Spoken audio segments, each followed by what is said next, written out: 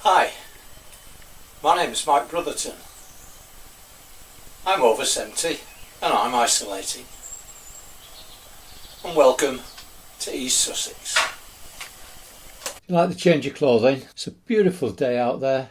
We're heading for a warm Easter. Well, I found that playing an instrument is one of the best ways of relieving stress. And if you can't play an instrument, then play some good relaxing music. I have an allotment which keeps me busy for try and do is 2 hours a day, and this the government allows me to do as part of my daily exercise and breath of fresh air. I assist my wife in the garden. I do the crossword from the Saturday edition of the Daily Telegraph. I do read some books. I like the Jack Reacher series. I can read these more than once and don't get bored. I watch films on Netflix, but I don't watch much terrestrial television. I watch the news in the morning and at lunchtime. I do like Bargain Hunt, and in the evening I do like The Chase and Richard Osman's House of Games. And when necessary,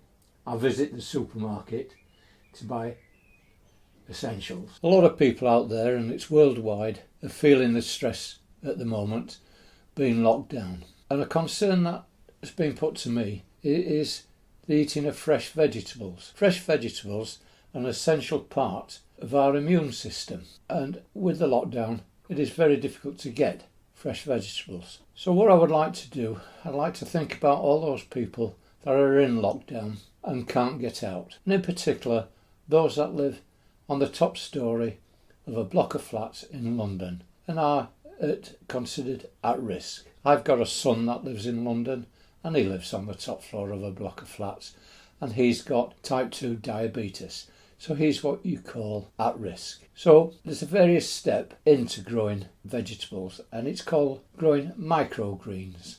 You can grow them on your windowsill. Also, you may have a garden and be fortunate not to be on the top floor of a block of flats, but you could have a balcony. But if you've got a garden, it may have been growing flowers, or it's just got a lawn. Well, if that's so, then you can place some, you will have gaps of ground within that garden, and you can insert some vegetables. But the lockdown has brought in some other problems, and that is availability, because even with the internet, some deliveries are very difficult. Garden centres have been closed now for a couple of weeks. Seed providers are running a shortage. So what advice can I give you? So let's take it as day one is you need to order some seeds, and it'll be 10 to 15 days before you get them. So I suggest you get onto the internet, you pick a seed supplier, and I just pick one that I use. It's one called Moles. So if you go for Moles seeds, you can buy your seeds from there. Now, Moles seeds are not the normal seed suppliers like Sutton's or Thompson and Morgan. They supply to the professionals, so they will sell in bulk. But I can tell you that buying in bulk is a heck of a lot cheaper than buying in packets. For example, this packet here, there's 3 grams of seeds in there, and it costs £1.30, and that's cheap as far as packet seeds go. You can buy a kilo of seeds from Moles for £12.98, which is 1,000 grams, and that works out at 0.013 pence per gram. You can buy a standard packet of seeds for £3.56, and that works out at £1.78 per gram. There's no contest. Okay, best of luck in not obtaining off the internet. Got 10 to 15 days now, but we're still going to start growing as possible, we'll start with the cress. I don't consider cress as a replacement vegetable. It's more of a garnish, but it's the easiest to grow, and it gets you into the system of growing vegetables on your kitchen window or bedroom window, whichever window you choose. The vegetables that are available from the dealers on the internet, such as broccoli, and that's the one I would suggest that you get, is the broccoli. There are others, peas, which I think is the second best. Broccoli is the first, peas the second best, and then there's sunflower seeds and kale. I've only tried the broccoli, so I'm experimenting myself with the others. But what I'm told is that with seeds like broccoli, the nutritional value of them is at least the same as a fresh grown full-size vegetable, at least, and it's probably even more. But I've got no proof, it's just what I've heard. So you can either take it or leave it. Well, the first thing that you've got to do is you've got to find a tray, and I've got one here. It's not black, but the one I've used in the example is black, but that's a good size to start with. And so you need to find one of those. But as I said, the black ones are the best, but not essential. And then you've got to take an empty bottle of water, which is 500 ml, which is half a litre, and in the top you drill a number of holes within there. Tomorrow, when you've got more time, or in the next week, you can buy one of these off the internet. They're very cheap, and it's your sprayer. But you won't have one now. What we're trying to do is get you growing as soon as possible. And we're still on day one. Or you could get from Wilko a sprayer. Or I think they might even have them at the pound shop. The other thing that you need, a plastic cup. We need one of those, and that's to put your seeds in, right? And the last thing is you're going to need some kitchen roll. So you'll have that. The strong kitchen roll is probably the best, or if it's the lighter kind, you can fold it in 2 or 3. But that's day one over. Right, we're now on day 2. Assuming you or your carer have obtained some seeds from Tesco or Sainsbury's or wherever, we can now start growing. And the first thing that you do is you pour them into the plastic cup and you pour water on them. Just cover them up. You don't want too much water, just a little less than what I'm showing on the video. And you leave that there for 24 hours. Now it is important as the 24 hours. I'll show you what 12 hours is, and you can see that there's still some seeds floating on the top, and we haven't got the gel. What we're looking for is after 24 hours, or just before 24 hours, but round about 24 hours, a gel forms, and we need that gel. That helps us. Put some tap water in your bottle, leave it, and then leave it on the windowsill, and that comes to the temperature of the room that you're going to grow the seeds in. So tomorrow when we've got the seeds, we can then, the water is the right temperature. When it comes out of the tap, it's too cold. These are all little things, but they all add up in the end, and it all adds to your experience and your learning curve. You've got the seeds in the cup, you've got the water on them, we've got it waiting to gel. So then you can try and get yourself a decent sprayer or top. Check your larder for some dried peas, and if you haven't got any dried peas, then you can purchase some down at the supermarket or your local shop. And the other thing is to obtain some coir. You might not have heard about coir, but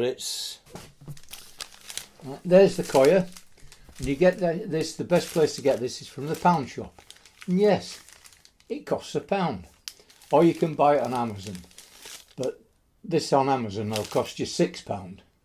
So if you're living in a city flat, there will be a pound shop somewhere near you. There tends to be in that. I mean, I live in a village, and the nearest pound shop for us, we've got to go into Brighton. So you can do that. Or, if you're so fancy, you can online get yourself a Johnson's microgreen tray on there, and that's what I've been using. I got that for Christmas, or these for Christmas. They were bought by my daughter, and it's a tray which you fill with water, put the seeds in, and put your paper on there, and then put your seeds on the top, and away they sprout. But that's only if you want to. But you could actually invest in some pretty decent trays. Good substantial plastic, and these will take the coir. They've got a top on, and to stop condensation you've got a twist there which you can turn and allow the air in and stop the condensation. But that's what we're going to work up to. But what I like about these is you've got a good height, which is what you're looking for. Day 3, what we do there is we take this, we lay the kitchen roll in,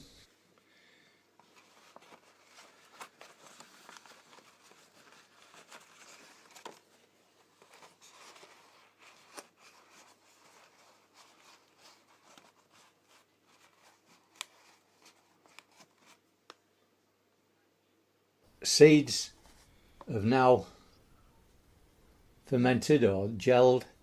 We can just pour them on. We can then spread it about, and then we leave it and wait. And then we're on to day 4, and you will notice that the seeds have started to chit. They're just starting within there. That's just after 1 day by using this method. And by each day, when you go to look at them, you take the tray and you turn it round so that the sun is facing a different way on the tray. That's because you'll notice that the seeds tend to go towards the light. So when you turn them round, they're facing the other way, and then they straighten up again and try to get that way. So you keep turning it round and you keep confusing them. So day 5 is a repeat of day 4, but you will find, if you look at these, this is day 4, they're doing quite well. Hopefully by tomorrow we'll have a whole load of seeds, and we repeat that now every day, turning it around and inspecting them. Now day 10 you should get your first harvest. Prior to that you may have got your main seeds from whoever you bought them. If it was from moles, it'll probably be somewhere between 10 to 14 days. Now I've just got a tip about the garden centres. If you ring the garden centres up, your local garden centre, what you will find is that the phone is continually engaged. So what you have to do is press its ring back. So you press whichever button's on your phone for a ring back.